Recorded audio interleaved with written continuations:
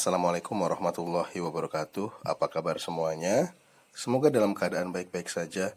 Pada kesempatan kali ini saya ingin membahas suatu buku ini yang cukup unik dan menarik, membahas tentang perempuan.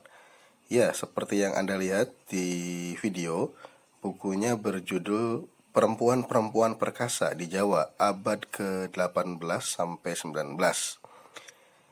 Ya, sejarahnya bagaimana saya bisa sampai dapat buku ini sebetulnya ketidaksengajaan. Ya, pada waktu itu saya dapat broadcast tentang seminar yang diadakan di BPK atau di, kalau dulu itu namanya Kresidenan Kedu di Magelang ya, Magelang Kota. Nah, saya tertarik karena pembicaranya langsung dari penulis bukunya, ini Bapak Peter Carey, sejarawan dari Oxford ya, yang sudah 40 tahun lebih ya meneliti tentang seluk-beluk Pangeran Diponegoro. Dan pada kesempatan kali ini dia membahas mengenai perempuan-perempuan perkasa. Nah, karena saya pada waktu itu lagi longgar, ya sudah, akhirnya saya janjian dengan teman saya, tancap gas ke sana, dan akhirnya saya mengikuti seminar tersebut. Dan luar biasa antusias masyarakat, terutama para akademisi dan juga para siswa juga cukup tinggi. Dan saya pribadi cukup tertarik dengan pembawaan dari pemateri karena ternyata pematerinya sudah paham bahasa Indonesia, bahkan bahasa Jawa.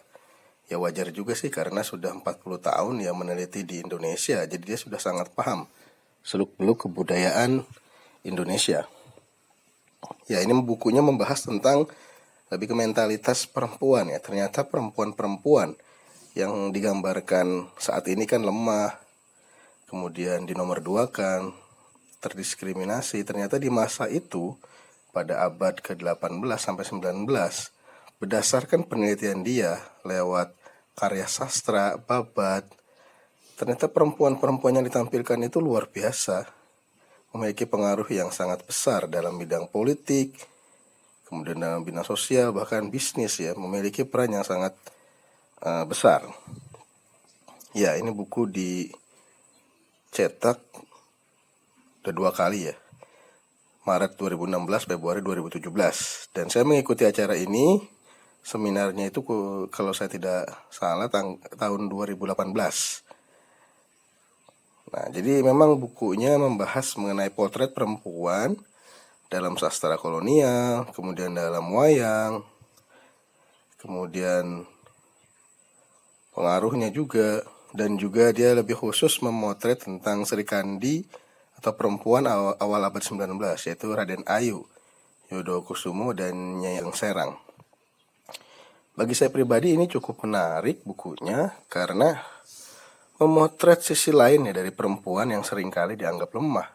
Ternyata di masa itu perempuan-perempuan ya memiliki power yang cukup hebat ya, memimpin perang dan menjadi tokoh kunci dalam beberapa peristiwa-peristiwa besar ya, pemberontakan dan lain sebagainya.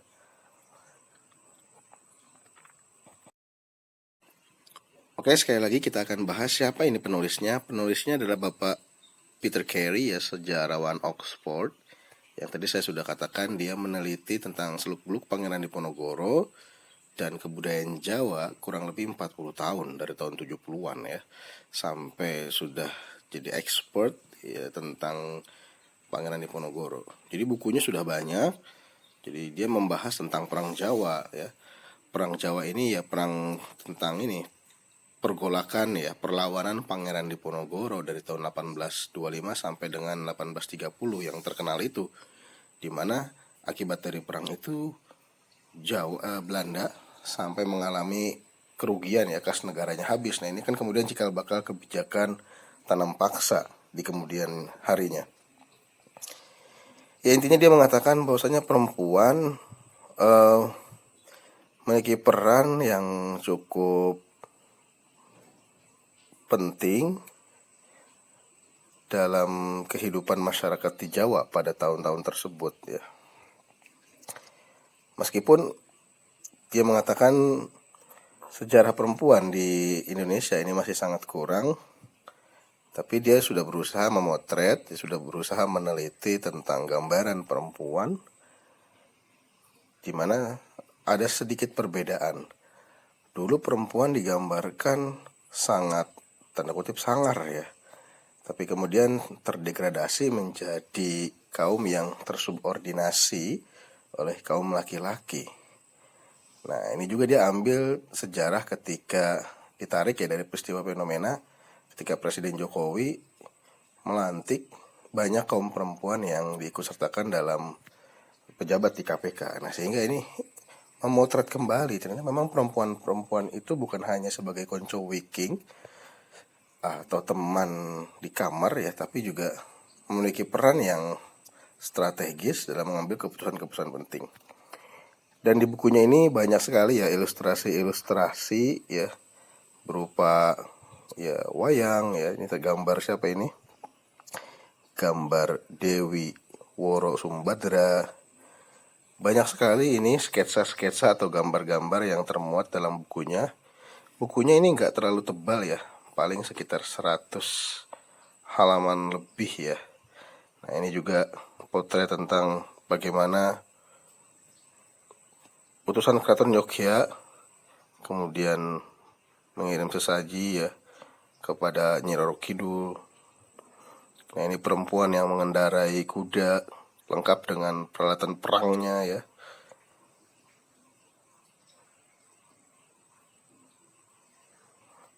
Jadi sangat berbeda era setelah Kartini dibandingkan era sebelumnya. Ternyata terjadi sebuah perbedaan. Kalau kita lihat potret Kartini itu kan perempuan seakan-akan di penjara ya, tidak bisa kemana-mana, terdiskriminasi. Namun kenyataannya perempuan-perempuan ningrat di era sebelumnya justru memiliki peran kunci yang cukup besar.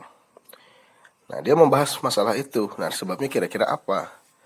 Kenapa kok sampai bisa peran perempuan di era-era awal abad 20 itu semakin dinomorduakan? Tentunya dia kan mengambil rentetan sejarah, potret di era klasik, kemudian membandingkan dengan catatan-catatan perempuan oleh sastrawan-sastrawan kolonial Belanda dan juga kondisi perempuan hari ini. Jadi ini bagus banget menurut saya bagi orang Indonesia, terutama kaum perempuan. Intinya mengambil hikmah. Ternyata nenek moyang kita, leluhur kita dulu memiliki power ya. Perempuan-perempuan itu memiliki peran yang sangat besar, tidak lemah seperti yang seringkali dipotretkan ya atau disampaikan kepada orang perempuan-perempuan saat ini. Ya, itu saja. Semoga video ini bermanfaat. Sekian, terima kasih. Assalamualaikum warahmatullahi wabarakatuh. See you.